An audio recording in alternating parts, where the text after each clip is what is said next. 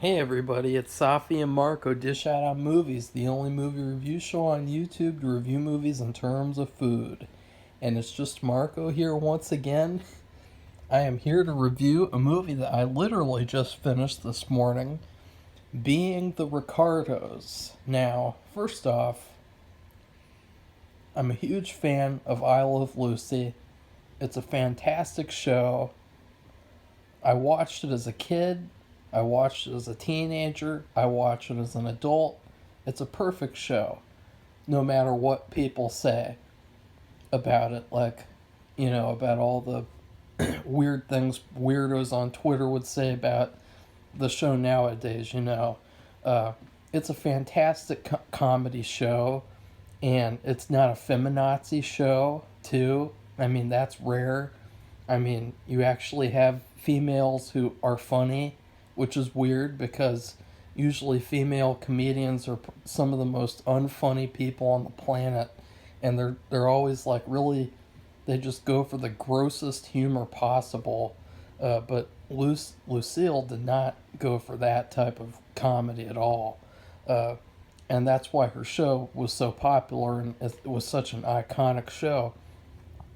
But I heard about this movie being made, and I thought, like, is he like? I know it sounds like a better thing to do on paper than it probably, because as soon as I heard what this movie was gonna be, I knew what kind of movie it was gonna be. Okay, this movie it's a very Hollywood movie. It's a very typical biopic, play by the numbers film about them, and I think that honestly makes it worse. Like, even if the casting is terrible, which we'll talk about the casting too, because that's like a whole discussion that needs to be had for some reason. Uh, even the like, oh, I can't wait to get to that part. But first off, like, this movie has such a bad structure that it really ruins it, honestly. Like, I like the idea and concept of going behind the scenes from a week of production of the show. Like, I thought that sounds really cool. It's gonna feel like we're getting this behind the scenes look, and it's like really interesting and entertaining, and we get like, I don't know, it's like really funny unexpectedly, which this movie was not funny at all, except for like one character who was J.K. Simmons, and a little bit of Javier Bardem too, and then maybe like one joke with Lucy, maybe, but this movie was not funny. That's one thing that was a problem, because honestly, and I know this sounds mean, but if I see a movie about someone who's known for being funny, then I want to see some funny stuff in the movie about them. Like, I don't know why that would be something that is hard to grasp. Like with Andy Kaufman and that Man in the Moon movie. You know the reason why that movie failed? Because it was trash, and because it was sad, it was sappy, it was a drama, it was a melodrama. Nobody liked that movie because it wasn't funny, and yet it's about a funny person. And so, why would you make an unfunny movie about a funny person? I mean, what a horrible disgrace to their character and to their whole legacy and history. What a terrible shame. Well, it's the same with this movie. There's some really lame attempts at jokes. Like, remember I was talking about Don't Look Up, how that movie had lots of dad jokes in it? This movie has grandfather jokes in it, and probably a couple of great grandfather jokes too. Like, there's this one about. Wait, like. Oh, wait, no, that wasn't a joke. Um, I don't know. The jokes in this movie, they were so bad I can't even remember them. So that's another bad thing. And it had the typical biopic cliche where you see the characters and they're coming up with these iconic ideas like, oh yeah, we should, drop the earring in the grapes. Oh my god. And they like emphasize it in like a dramatic way. And see, I don't like that. That's so fake. Like, that doesn't happen in real life, where people are like, ooh, I have an idea, and the whole world stops and everything's slow motion and there's like an orchestra playing. Like, that doesn't happen. And I thought that this movie would be a lot more raw than that, and it would be a lot more intimate and like, real. But this movie, it was just so fake. Like, everything about it was so fake. It's a shame. It's really a sad waste of time. And I would highly recommend staying away from this movie. If you want to watch it, then that's fine, but it's not going to put you in a good mood. It's a sappy sap fest. It ends on a sad note. They have this like very, very climactic moment near the end, and then right after that, it's like, wah! And it's like, come on, really? Like, like the guy who made this movie, he really thought that this script was good, because he really, it was like the script was more important than the movie itself. Like, a lot of these moments in the script were not good, and they just did not work, like as Lucille would have said. Like, just imagine, and this is what I want you to do, okay? Just imagine if she and Desi were still alive and they were in charge of making the script, okay? They would have probably remade the whole thing from start to finish. I don't think there was like one or two moments that they would have kept. Because that's how bad and fake this movie was. Like, nobody wants to watch. I mean, you guys criticize, there's lots of comedy in this movie about, like, censorship back then, and, like, we can't show a pregnancy on TV, and we can't have the beds together. But it's like, your movie is even faker than the I Love Lucy show. Like, I don't know if you realize that, but that's pretty bad. So that's another bad thing, is that, you can't make fun of something and then your show is even more fake than the show you're criticizing. That's the same thing with, like, Pleasantville. That's what I said about Pleasantville, is that they're making fun of all these sitcoms, but then the whole movie's a tribute to those sitcoms. So it's like, now let's talk about the casting. I will admit, and I will say this, I did like it a little bit, this movie, because earlier on in the day, I watched Home Alone 3 for the first time, which was really mediocre, and then I watched The Matrix 4, which was probably one of the worst movies of all time, and it was for sure the worst movie of the year. So when you watch the worst movie of the year, you're bound to like anything you watch after that a little bit more, if it is at least like or okay. So I think that this movie has a bit of an unfair advantage with me, since this movie kind of took advantage of me in a weird way. Because honestly, Matrix 4 was so bad, I was falling asleep. It was misery. It was like going through a procedure, honestly. Like, that's how bad Matrix 4 was. So this kind of fake Hollywoodized, like, sappy, sugary, like, goofy movie, it did entertain me a little bit, just in the fact that it was there, and it was so inoffensive, but it was so bad at the same time. Now, the casting is the worst part of the film, and that is, it's been talked about by people.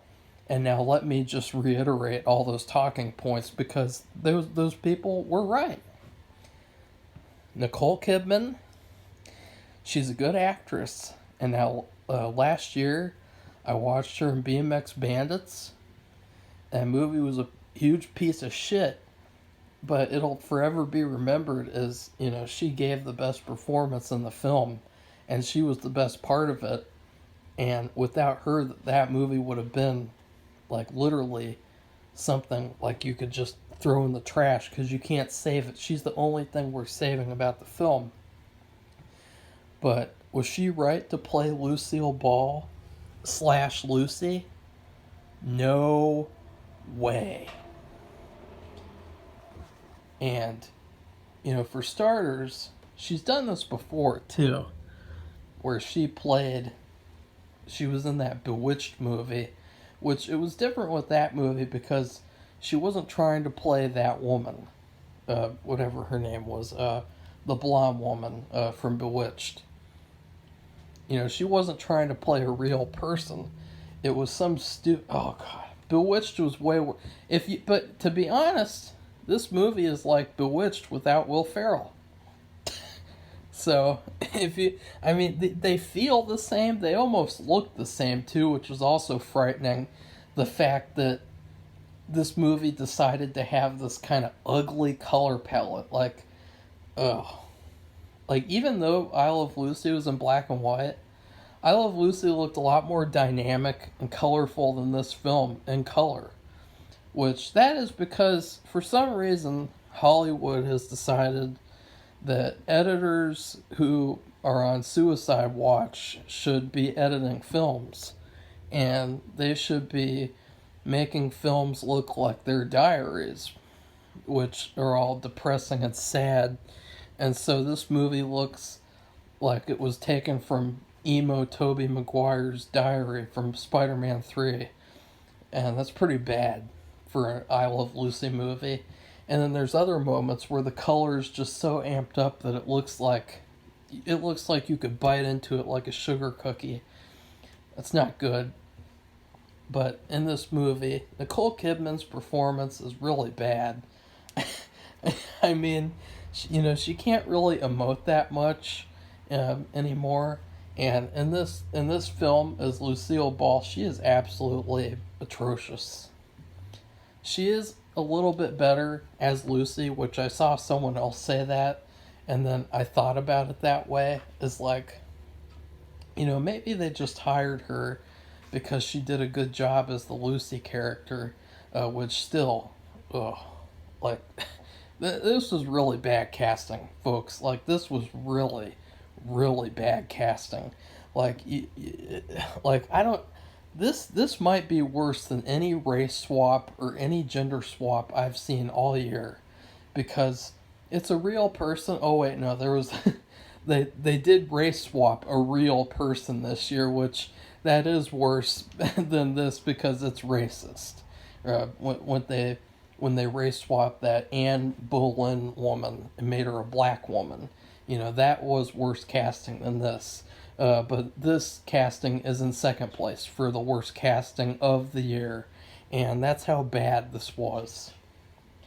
Javier Bardem was a little bit better because he gave a much better performance in this movie than her, regardless of who they are, who the real people are. He was terribly cast too. He did not emulate Desi Arnaz at all. However, he did give a much better performance, and he was very, very energetic.